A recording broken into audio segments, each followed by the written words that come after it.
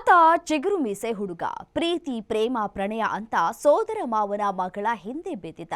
ನಿನ್ನೆ ರಾತ್ರಿ ಪ್ರಿಯತಮೆಯ ಬರ್ತ್ಡೇ ಅಂತ ಹುಡುಗಿ ಮನೆ ಬಳಿ ಹೋಗಿ ಮನೆಗೆ ವಾಪಸ್ ಆದವನೇ ನೇಣಿಗೆ ಶರಣಾಗಿದ್ದಾನೆ. ಇಷ್ಟಕ್ಕೂ ಅದೇನಾಯ್ತು ಅಂತೀರಾ? ಈ ವರದಿ ನೋಡಿ.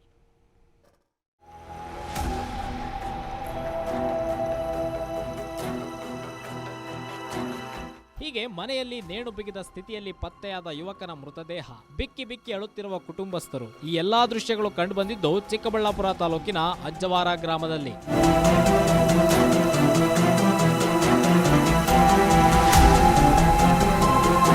ಎಸ್ 27 ವರ್ಷದ ಮಂಜುನಾಥ್ ಹಲವು ವರ್ಷಗಳ ಹಿಂದೆ ತಂದೆ ತಾಯಿಯನ್ನ ಕಳೆದುಕೊಂಡಿದ್ದ.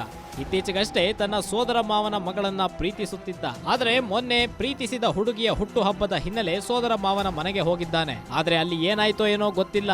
ಮದುವೆಗೆ ಸೋದರ ಮಾವನ ಕುಟುಂಬದಿಂದ ಒಪ್ಪಿಗೆ ಸಿಗದ ಹಿನ್ನೆಲೆಯಲ್ಲಿ ಕಳೆದ ರಾತ್ರಿ ಮಂಜುನಾಥ್ ಆತ್ಮಹತ್ಯೆ ಮಾಡಿಕೊಂಡಿದ್ದಾನೆ ಎಂಬ ಅನುಮಾನ ಇದೆ. ಹೋಗಿ ಏನೇನು ಮಾಡ್ಕೊಂಡ 9 ಅವರ್ ಮೇಲೆ ಬಂದು ಮನೆಗೆ ಒಂದು ಕೇಕ್ ಅಂದರೆ ಸೋಯಾ ಕೇಕ್ ಅಲ್ಲ, ದಾದಾ ಬೇರೆ ಬೆಡ್ ಕೇಕ್ ಆಗ್ತದೆ. 2 ಪೀಸ್ ಕೊಟ್ಟು ಅನ್ಕೊಂಡು ತಿಂದೆ. ಊಟ ಮಾಡೋಗು ಅಂದರೆ ಊಟ ಮಾಡಿಲ್ಲ. ಬೇಡಪ್ಪ ನನ್ಕೊಂಡು ನನ್ನ ಅನುಮಾನ ಬಂದೆ, ಏನು ಯಾಕೆ ಹಂಗಿದ್ಯಾ ಅಂತ ಹೇಳಿದೆ. ಏನಿಲ್ಲಪ್ಪ ಅಂತ ಮಲ್ಕೊಂಡು. ಇನ್ನು ಯುವಕನ ಸಾವಿನ ಬಗ್ಗೆ ಪೋಷಕರು ಅನುಮಾನ ವ್ಯಕ್ತಪಡಿಸಿದ್ರೆ, ಮತ್ತೊಂದು ಕಡೆ ನಮಗೂ ಮೃತನ ಸಾವಿಗೂ ಯಾವುದೇ ಸಂಬಂಧ ಇಲ್ಲ ಅಂತಿದ್ದಾರೆ. ಈ ಬಗ್ಗೆ ಪ್ರಕರಣ ದಾಖಲಿಸಿಕೊಂಡ ಚಿಕ್ಕಬಳ್ಳಾಪುರ ಗ್ರಾಮಾಂತರ ಪೊಲೀಸರು ತನಿಖೆ ಮುಂದುವರಿಸಿದ್ದಾರೆ. ಏನು ಅನ್ನೋದು ನಮ್ಗಿನ್ನೂ ಗೊತ್ತಿಲ್ಲ. ಯಾರೇನಂದ್ರು, ಯಾವ ಕಾರಣಕ್ಕೋಸ್ಕರ ಅವ್ನಿಗೆ ಮಾಡ್ಕೊಂಡಿದ್ದಾನೆ ಎಲ್ಲ ಗೊತ್ತಾಗಿ ಯಾರೇನಂದ್ರು ಅವ್ರಿಗೆ ಶಿಕ್ಷೆ ಆಗ್ಬೇಕಷ್ಟೇ. ಅವ್ನು ಯಾರಿಗೋಸ್ಕರ ಹಿಂಗೆ ಮಾಡ್ಕೊಂಡು ಅವ್ರು ಅನುಭವಿಸ್ಬೇಕು.